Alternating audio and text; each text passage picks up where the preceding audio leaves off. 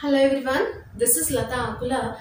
In this video we are going to study about chapter 8 in your NCERT textbook, that is cell.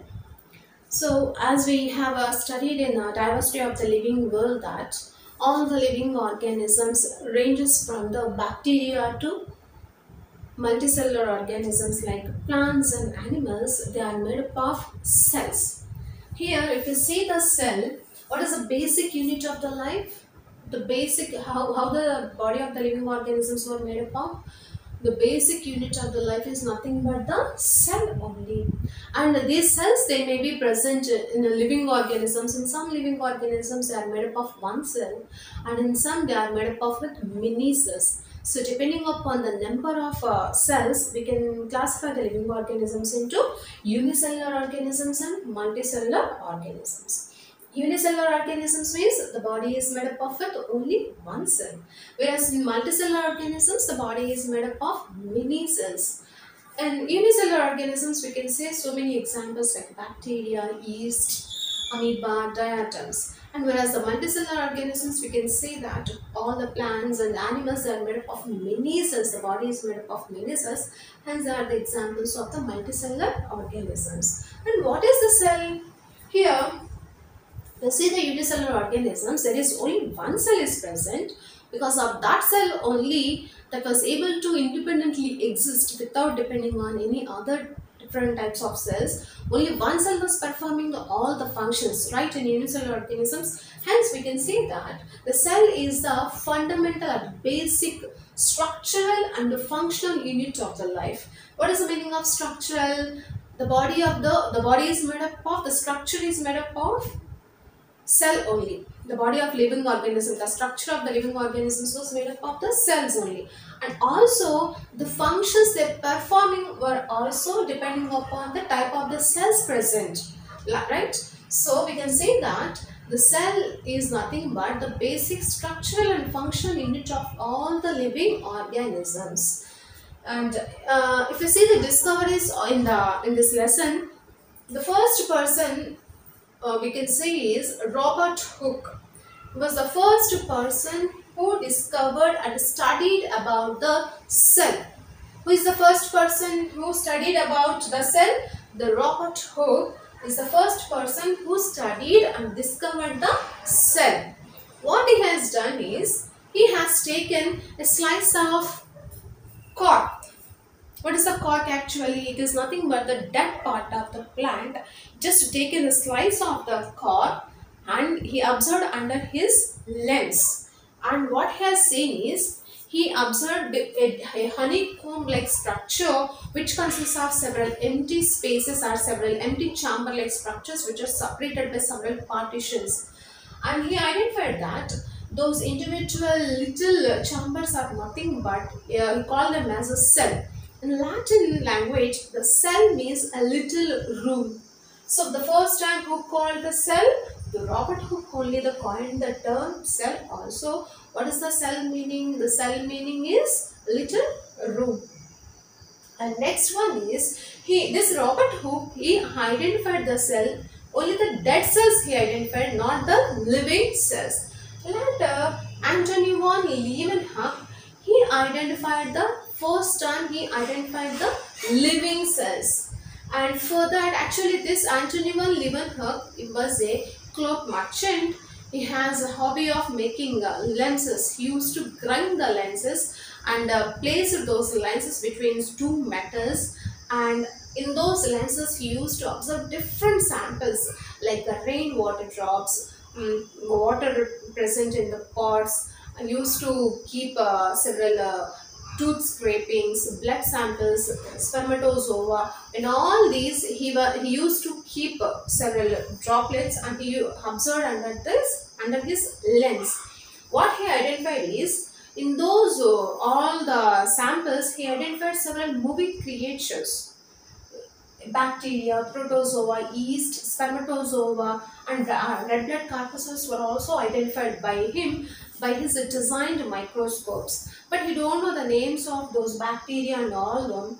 He simply called them as animalcules. So he was the first person who identified the living cells, that is a moving form of living cells, was first identified by the Antony von Leeuwenhoek. The first cell was observed by the Robert Hooke. He identified only the dead cells, but the living cells was identified by the Antony von Leeuwenhoek. Next, the nucleus was discovered by Robert Brown. Later, the light microscope was discovered by Jacques Janssen. The light microscope was invented by the Jacques Janssen, and later and more advanced electron microscope was also invented. And because of electron microscope that has high resolution power and high magnification power, we can able to study the internal structures of the cells also in the three-dimensional structures. Because of the discovery of that electron microscope, we are able to study the different types of cells and their cell organelles, etc. And cell theory. The next concept is the cell theory. Here, the cell theory was proposed by the three scientists. They were Matthews Scleden, Theodor Schwann, and Rudolf Virchow. These three scientists, they proposed cell theory. Here, this first person is the Matthews Scleden. This Scleden, actually, he was a botanist. He was a German botanist.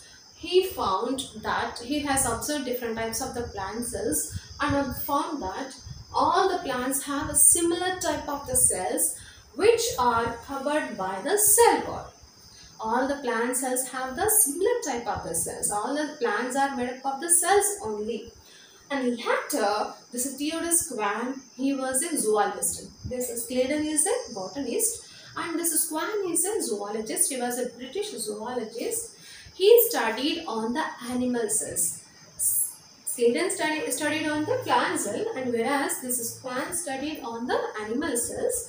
And like Scleden, he was also observed the different types of animal cells, and he found that like plant cells, these animal cells, they do not have any cell wall.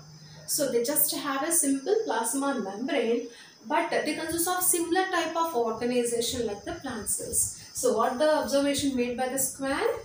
Here, then he studied the animal cells.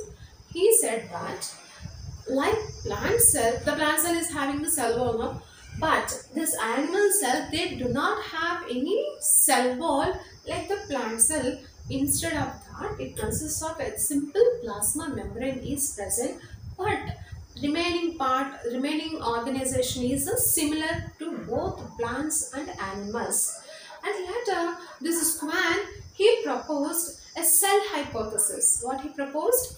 A cell hypothesis. In that, what he said is, both plants and animals, they are formed of cells only. Both the body of the plants and animals, they are mainly made up of the cells only. These two, Matthews, Scleden and Schwann, they have shared their observations, they collaborated, and these two people, they proposed cell theory in the year 1838. According to these two people, what they said was, all the living things made of cells only. All the living organisms are made up of cells, and the cell is the basic structural and functional unit of the life. So what are the two formulations made by these two people? All the living things are made up of cells, and the cell is the basic structural and functional unit of the life. But these two people, they are unable to tell about how the new cells are formed. Later, there is another person called Rudolf Virchow in the year 1855. He identified cell division. So he identified the cell division. Previously, the people, they don't know about the cell division. The people think that the cells are formed by themselves only. They do not know the cell will divide and the new cells are formed like that. They do not know. This Rudolf Virchow in the year 1855, he identified the cell division and said that the pre-existing cells only the reason for the new cells. That means there is a cell is present. That cell, that pre-existing cell, that will divide. The same cell will divide and form the new cells. Like that, he said the pre-existing cells, they form the new cells. And then this Rudolf Virchow, he included his identification also into the cell theory and said that all the cells are formed from the pre-existing cells. Now, what are the points in the cell theory? All living things are made up of cells, and the cell is the basic structural and functional unit of the life. These two are made by these two persons, that is Theodore and Schwann. Later, this Theodore Schwann, he identified the cell division and said that all the cells came from the pre-existing cells. Like that, the cell theory was formed. This is about the cell theory. This video is studied about introduction of the cell. Now we'll see the overview of the cell. If you see the overview of the cell, in our previous classes such as 8th and 9th, you have studied the human cheek cells and onion peel under the microscope after staining. So you found different types of cells with the nucleus and all. You see the human cheek cell, that is an animal cell, whereas onion peel, it is a plant cells. So what is the differences between these two? The onion peel cell, it is a plant cell. The plant cells, the characteristic feature is the outer boundary is made up of cell wall. Whereas in animal cells, there is no such outer boundary is present, that cell wall is absent. Instead of that, it consists of outer membrane. So outer membrane is present and cell wall is absent in animal cells, whereas in the plant cells, cell wall is present. And they consist of a central prominent nucleus was present both in plant cell and animal cells. And this nucleus, it is covered by a membrane. That membrane bound nuclei, presence of that membrane bound nuclei, that nature is called as eukaryotic cell. It consists of eukaryotic cells, only they have membrane bound nuclei.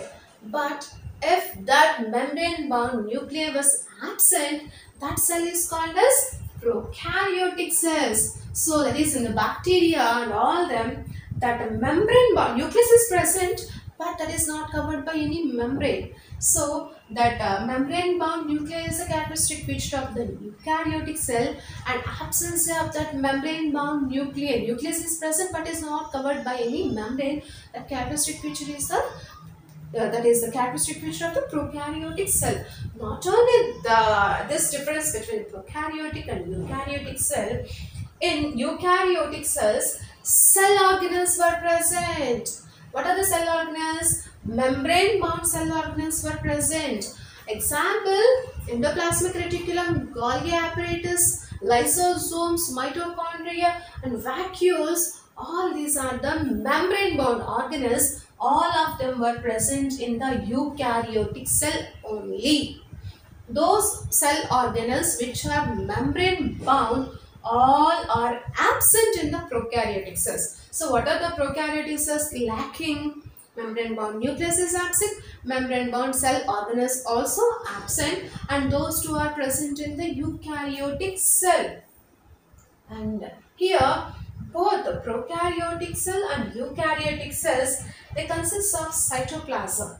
Okay, cytoplasm, thick semi-fluid cytoplasm was present both in prokaryotic cell and eukaryotic cell, in which all the chemical characters will be taken place, and these cell organelles were absent in the prokaryotic cells.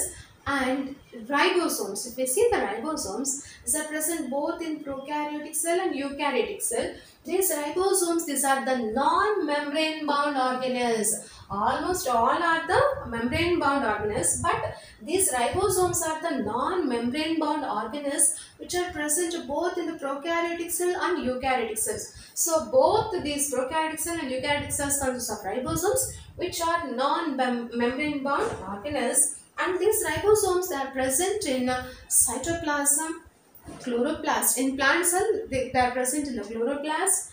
Mitochondria, they are associated with mitochondria, and rough endoplasmic reticulum. You have already studied endoplasmic reticulums are two types. There are smooth endoplasmic reticulum and rough endoplasmic reticulum.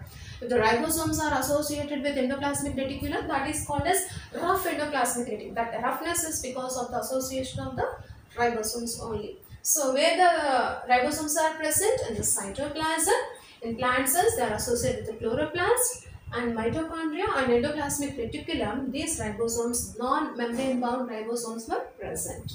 In animals, there is a structure called a centriole which helps in the cell division. During the cell division, this centriole will be helped. In the next videos, we are going to study about all the cell organelles. And these centrioles are also the non-membrane bound cell organelles. And if we see the cells, the size and shapes of these cells, they may vary from cell to cell. If you see the size, the mycoplasma, it is the smallest, it is a bacteria only, but it is the smallest cell which is ranging from 0.3 micrometers. How much it is? 0.3 micrometers, which is very minute one. And whereas the bacteria, the size is 3 to 5 micrometers in size, in diameter.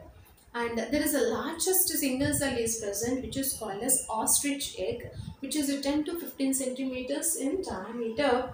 And if you see the human RBC, its diameter is 7 micrometers. And the nerve cells, these are the largest cells, they may be up to meter also. And the shape of these cells also vary according to the functions they perform. The shapes of these cells may vary, like a disc shape, a polygonal shape, cuboidal shape, columnar and thread shape.